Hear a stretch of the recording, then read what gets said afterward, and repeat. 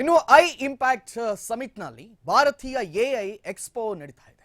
AI ಏಜೆಂಟ್ಗಳು, ರೋಬೋಗಳ ಪ್ರದರ್ಶನ ಇಲ್ಲಿ ಕಾಣಿಸ್ತಾ ಇರುವಂಥದ್ದು. ಇನ್ನು ಫೆಬ್ರವರಿ 20ರವರೆಗೆ ನಡೀತಾ ಇರುವಂತಹ ಎಐ ಇಂಪ್ಯಾಕ್ಟ್ ಸಮಿಟ್ ಇದಾಗಿತ್ತು.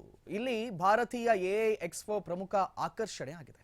ಭಾರತದಲ್ಲಿ ಮತ್ತು ಭಾರತೀಯರೇ ಸ್ವಂತವಾಗಿ ನಿರ್ಮಿಸಿದಂತಹ ಎಐ ಮಾಡೆಲ್ಗಳು, ಎಐ ಏಜೆಂಟ್ಗಳು, ರೋಬೋಗಳ ಪ್ರದರ್ಶನ ಇಲ್ಲಿ ನಡೀತಾ ಇದೆ.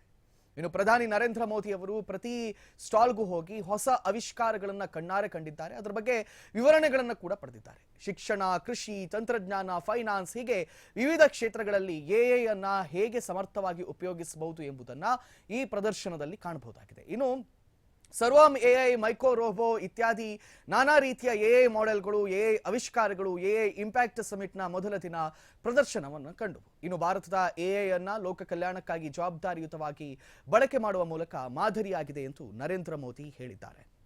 ದೆಹಲಿಯ ಭಾರತ ಮಂಟಪನಲ್ಲಿ ನಿನ್ನೆ ಆರಂಭಗೊಂಡಂತಹ ಎಐ ಇಂಪ್ಯಾಕ್ಟ್ ಸಮಿಟ್ ಫೆಬ್ರವರಿ 20ರವರೆಗೂ ಕೂಡ ಇದೆ.